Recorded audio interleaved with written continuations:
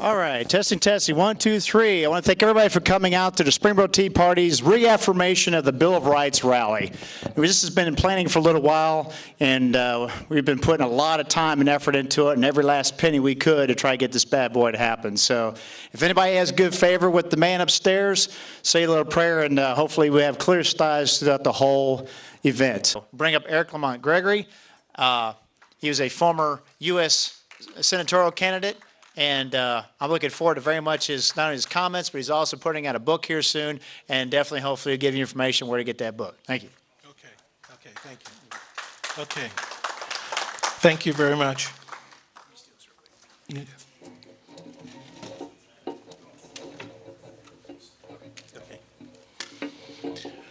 My name is Eric Lamont Gregory, and I did run for the United States Senate.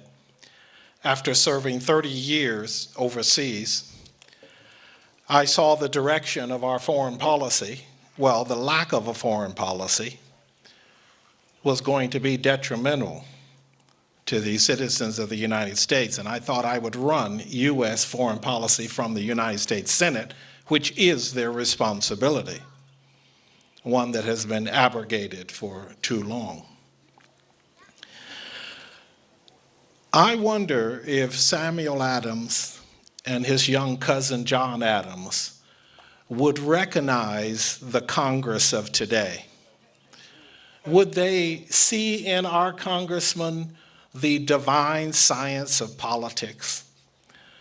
Those individuals who did not join politics to enrich themselves, but to enrich the country. Would they recognize that today? And then the other question I want to ask is this. I've always known the American people to be generous.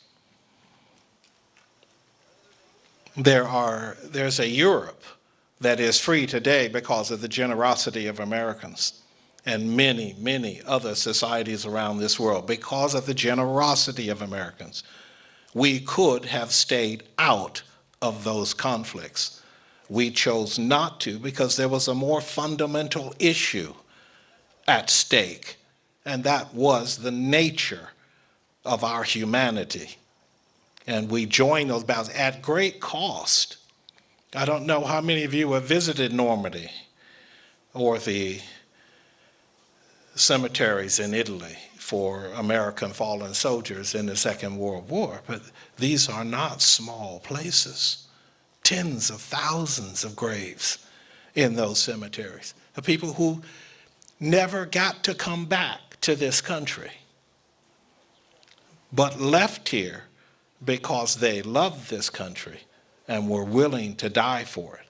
But I'm sure they did not foresee that they would never, ever return to this country.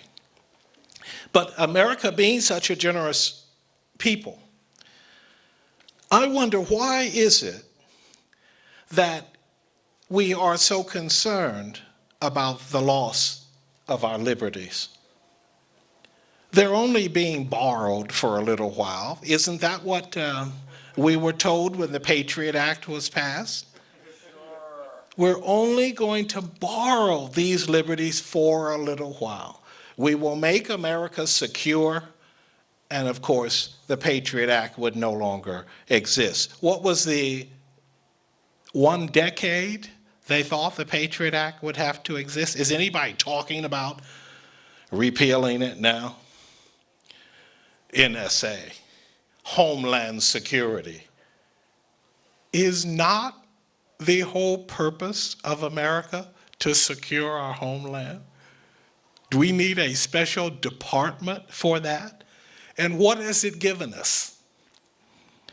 Well, there's one good thing that's come out of this, right? We finally found a mining operation that the EPA could approve.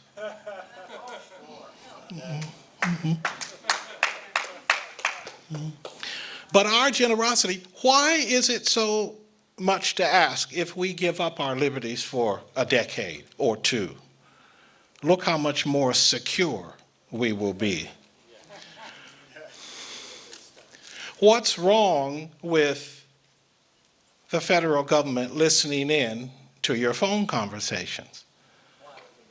Or what is wrong with the federal government looking at your emails? Or what is wrong with the federal government putting a drone over your neighborhood every time you have a public meeting? What is wrong with that? Because at the end of it, aren't we going to end up being more secure? Or does security lie in defending the tenets of the American Republic? All right.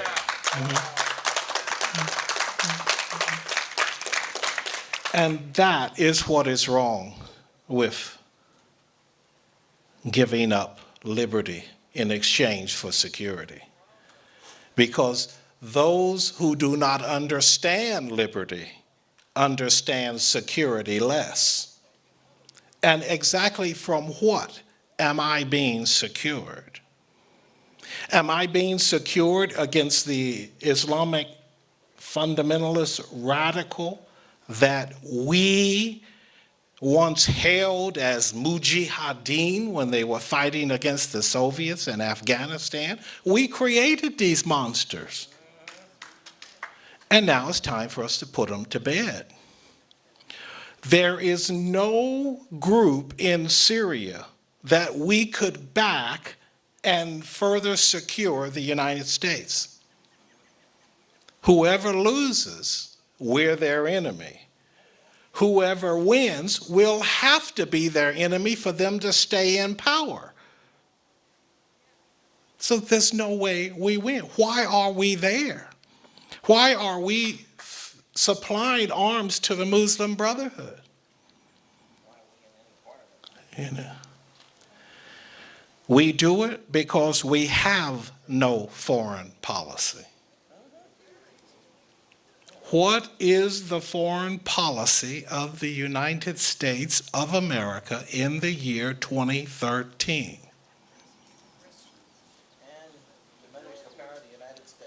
Yeah. What it is the same thing it was in 2001. We've been attacked, let's go after somebody. We've been attacked, there's got to be some place that we can destroy to let them know that we're not going to let people attack the United States of America. Bombing a 17th century Afghanistan back into the 16th century accomplished nothing.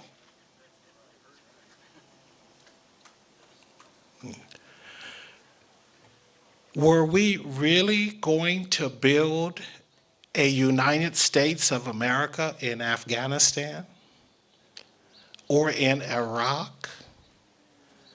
A Republican form of government based upon principles of liberty, life, liberty, and the pursuit of happiness in a country where you're not even a human being unless you're a Muslim?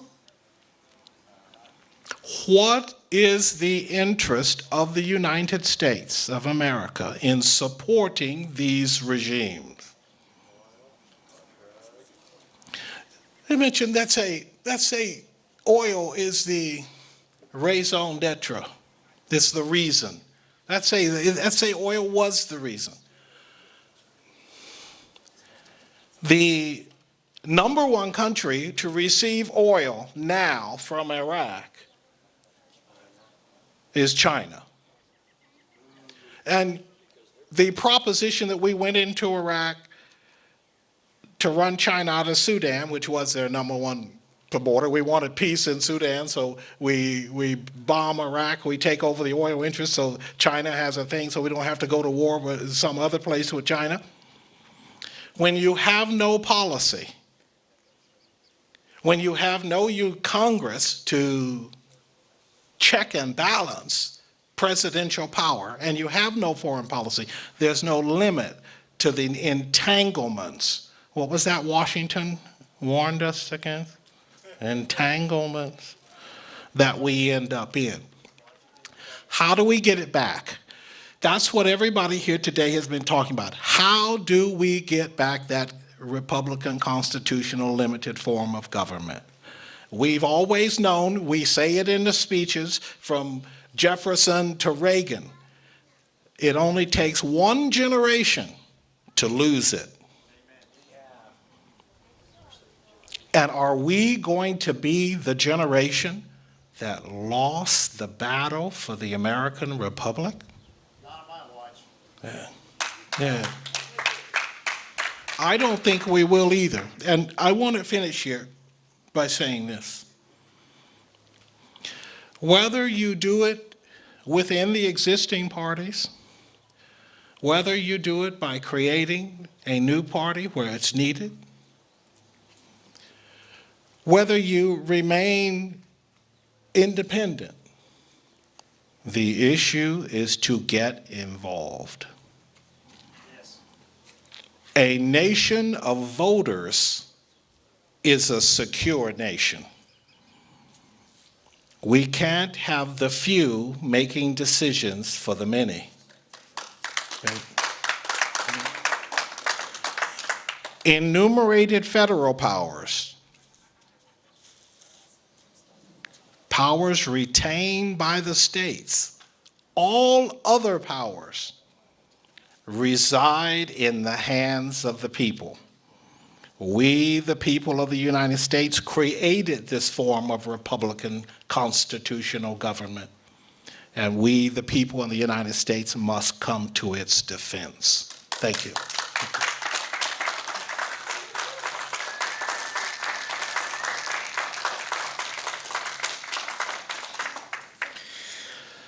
Thank you very much, Eric. I always look forward to your comments, my friend. I'm also looking forward to your book when it comes out, too. He has a book coming out very shortly. It's in two versions. It's American English and the Oxford English, because obviously the British see things a little bit differently than we do, and if you don't understand exactly how the language is, you may say certain things, either they just don't get it or they find it quite offensive. Case in point, George H.W. Bush, when he came to Australia during his presidency, came off the plane and gave the victory sign to the Australians. And if you know anything about Australian history, English history, or Scottish history, that is actually a very offensive gesture. And the reason behind that is this is the equivalent of this. Because the fact that in those days, English longbowmen were some of the most revered and feared archerymen in the world besides the Persians and the Chinese. And basically when the French would capture the English bowmen, they would cut off their two fingers so they couldn't draw back the strings. So basically saying, ha ha, I still have my fingers, you know, F off. So that's always a pretty interesting thing. George H.W. Bush didn't realize that, and he goes, why is everybody so upset at me? And I was like, dude, you don't understand some cultural aspects here. So it's pretty good.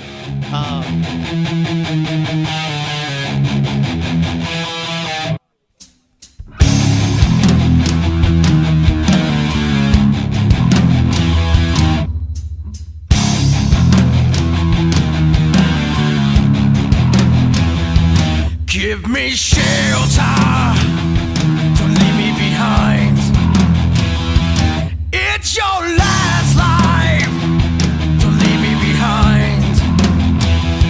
So much pain now, don't leave me alone. Under the cellar door, beneath the floor.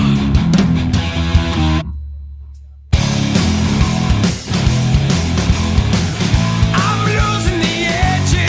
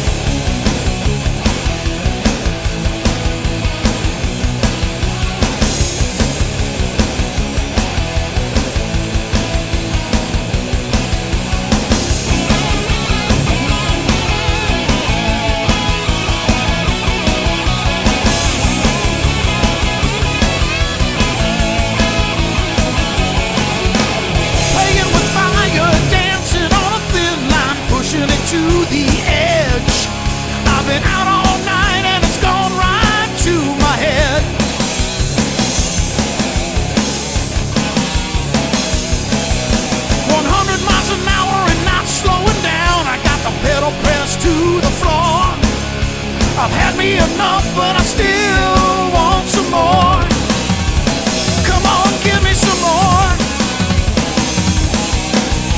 I've got no time for love tonight, because there's someplace else I'd rather be. A higher place in my so-called society.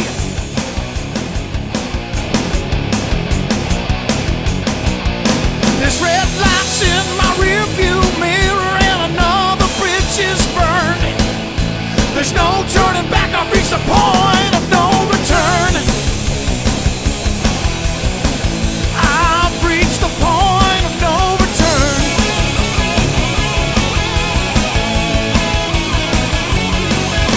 I want it all and I want it now. I want my cake and eat it too.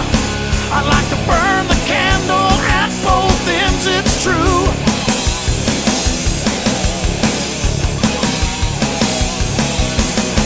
When will it stop? When nobody knows. I'm trying to go as fast as I can.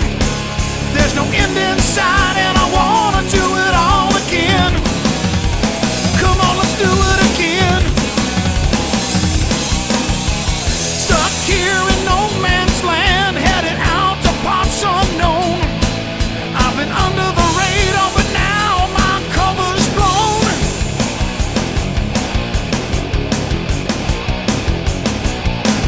Looks like my luck's running out this time, and another lesson's learned.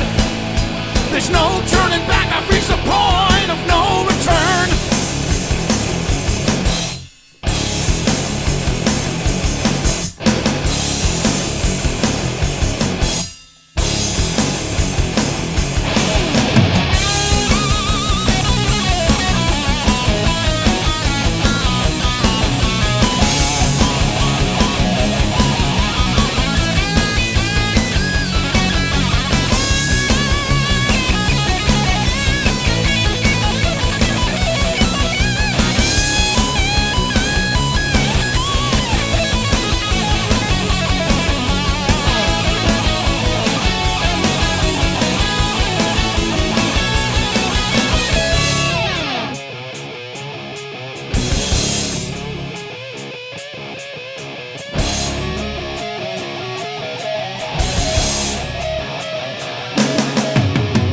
The man is moving up on me fast. Looks like it's the end of the road.